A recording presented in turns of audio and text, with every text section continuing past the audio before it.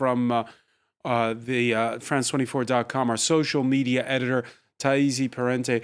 Thaïsie, it was, if this movement caught everyone off guard, it's because it emerged out of nowhere thanks to social media, in particular Facebook, and Facebook was a tool.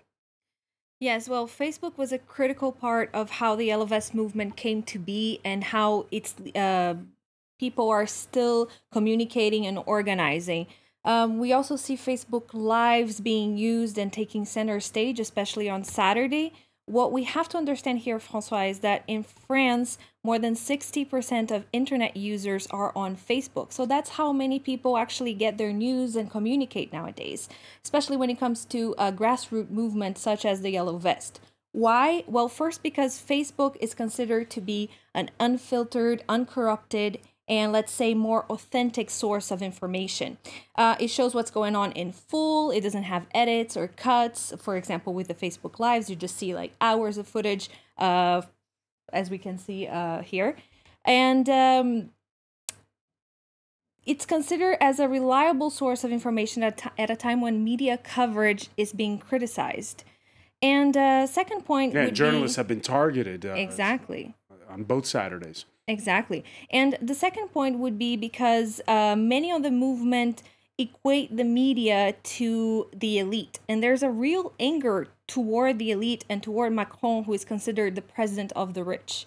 A third and final point would be because of Facebook's own algorithm, which benefits the movement, since it favors interactions between people and between groups instead of content posted by media such as ourselves.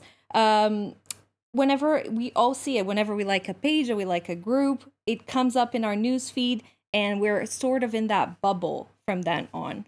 In that bubble from then on, we heard Clément Bonnereau earlier telling us how one of the representatives of that leaderless movement said he wasn't going to be showing Tuesday for the meeting with the Prime Minister because he's received death threats. Are there, even though it is leaderless, are there faces emerging from this movement?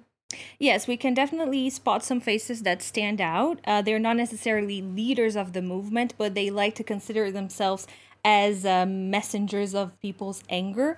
And one of them is Éric Drouet, and who manages the group La France en colère, or Angry France, let's say, that has more than 263,000 members. And he was one of the 8 people that you were saying that was spokesperson for the Yellow Vest movement before he renounced last week. And it's him as well that filmed his encounter with the government with a hidden camera. So Drouet, he does this sort of long format video, filmed, in which he discusses the subject of the Yellow Vests. He invites people to ask questions, and so he explains a little bit more about what his views are. And there's also Maxime Nicole, who is better known as Fly Rider, and he's very into those live format videos as well, and he has used the Facebook Live to broadcast live this Saturday from the Arc de Triomphe, from the Champs-Élysées. And he has, let's say, some more controversial ideas. For example, he said that police would have disguised themselves as rioters this Saturday. And some of the Yellow Vest people have completely rejected some of his speech. But it's actually still dangerous because we see that these people don't necessarily play by the same rules as the media. And if they do say false or unverified information, even if it's debunked by the media, it's not necessarily going to affect everyone because the video has already been seen by millions of people. And I mean, it's been more than 2 years now that we've been talking about quote unquote fake news, misinformation being spread on social media.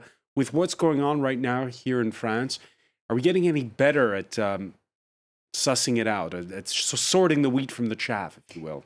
Well, that's a tricky question. I think the responsibility falls a lot into us, normal people, and what we share. On social media, we have to really take care to search our information on reliable sources, really access and think about what we're sharing, do maybe reverse image search to try to see if a photo has been modified or used out of context. We've been seeing that a lot with the yellow vests, that people are using photos that were actually from other protests. So we have to be careful. We have to be critical of what's shared. And most important, just if you're in doubt, don't share. Yeah, don't hit send unless you're sure of what you're sending. Many thanks, Thaïsi Parente. I want to thank Mark Perlman again.